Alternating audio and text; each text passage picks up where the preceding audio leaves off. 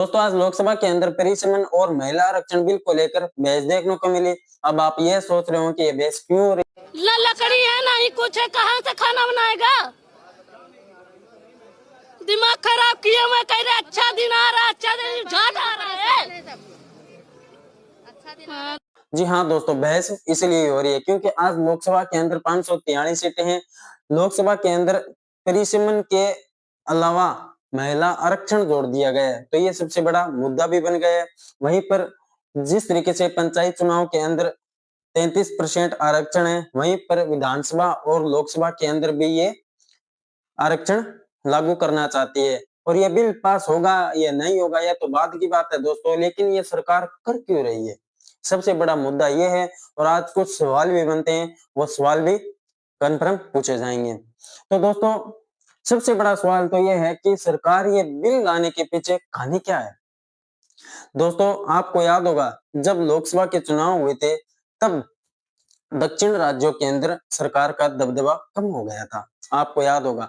क्योंकि दोस्तों जिस तरीके से आंध्र प्रदेश, तेलंगाना, कर्नाटका, इन राज्यों के अंदर बीजेपी का दबदबा कम है। सीधी बात, मुद्दे की बात तो यही है दोस्तों। तो सरकार ने सोचा कि उत्तर प्रदेश, बिहार यहाँ मजबूत है, तो सरकार ने सोचा 2029 में लोकसभा चुनाव होंगे तो यहाँ सीटें बढ़ाई जाए। इधर आएगी नहीं आएगी, लेकिन इधर आएगी तो सरकार वापस बन जाएगी। लेकिन दोस्तों सबसे बड़ा ये भी सवाल होता है, चलो सरकार के लिए तो सरकार कुछ भी कर सकती है, आज इनके हाथ में सब कुछ है। भाइयों बहनों, जो लोग मेरी आलोचना करते थे उनको भी पता नहीं चला कि मोदी एक ऐसा जादूगर है। लेकिन दोस्तों देश की बात कौन कर रहा है, देश के मुद्दों की बात कौन कर रहा है? ना विपक्ष कर रहा है ना सत्ता पक्ष के कर रहे हैं, तो देश के मुद्दों की बात कौन कर रहा है? बेरोजगारी की बात कौन कर रहा है? महंगाई की बात कौन कर रहा है? महिलाओं की बात कौन कर रहा है? युवाओं की बात कौन कर रहा है? किसानों के मुद्दे की बात कौन कर रहा है? यहाँ जो देश के अंदर जो चौथी अर्थव्यवस्था थी आज छठी अर्थव्यवस्था बन रही है, यहाँ के मुद्दों की बात कौन कर रहा है? देश के अंदर चल क्या रहा है?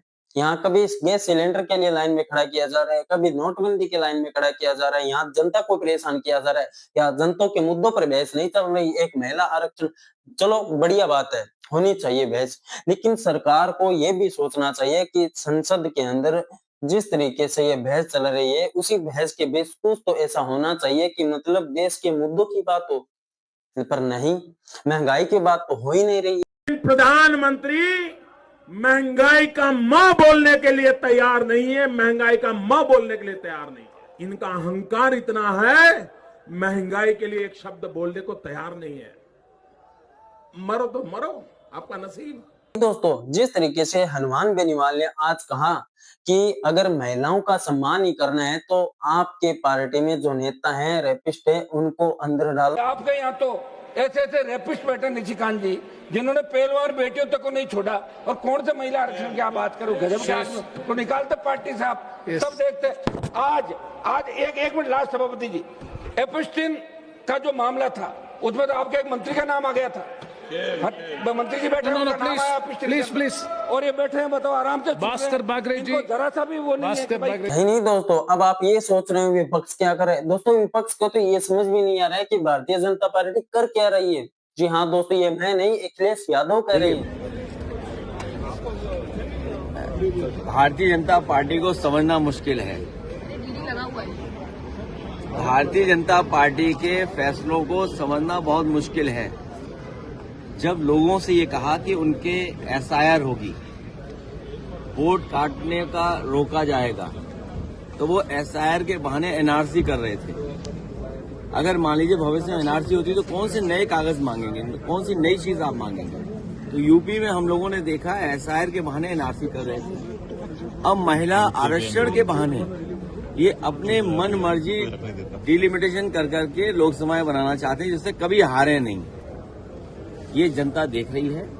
जब कभी भी मतदान के लिए भारतीय जनता पार्टी जाएगी, बुरी तरह भारतीय जनता पार्टी हारेगी। लेकिन प्रधानमंत्री जी और जितने भी बीजेपी के लोग हैं वो ये कह रहे हैं कि अगर ऑपोजिशन ये बिल पास नहीं होने देती है तो वो साफ साफ महिलाओं के अगेंस्ट खड़ी है। हम लोग महिलाओं के खिलाफ नहीं हैं, महिला आरक्षण के पक्ष में हैं, लेकिन उनके सहारे ये लोकतंत्र को और हमारे संविधान की जो धज्जियां उड़ा रहे हैं, ये डिलिमिटेशन क्या करना चाहते हैं? अपनी मनमर्जी कॉन्स्टिट्यूंसी क्यों बनाना चाहते हैं आप? आसाम में देखा लोगों ने कि किस तरह कॉन्स्टिट्यूंसी बनी है, जम्मू कश्मीर में देखा किस तरह कॉन्स्टिट्यूंसी बनाई। आपने स्टेटहुड का सबको वादा किया, लेह लद्दाख को वादा किया, आपने जम्मू कश्मीर को वादा किया, आप कहां खड़े उतरे? तो भारतीय जनता पार्टी जानती है और किस तरीके से जनता को गुमराह करना। ये महिला आरक्षण के बहाने डिलिमिटेशन लाना चाहते थे। अब सरकार कह रही घर गिन रहे हम, हमें क्यों नहीं गिन रहे? जानवरों को गिना जा रहा है लेकिन लोगों को नहीं गिना जा रहा है। तो जनगणना जब होगी तो जाति गणना भी मांगेंगे, जाति गणना बात होगी तो आरक्षण की भी बात होगी। बहुत सारी जातियां हैं जिनकी गिनती ही नहीं है, तो कम से कम उनको गिना तो जाए।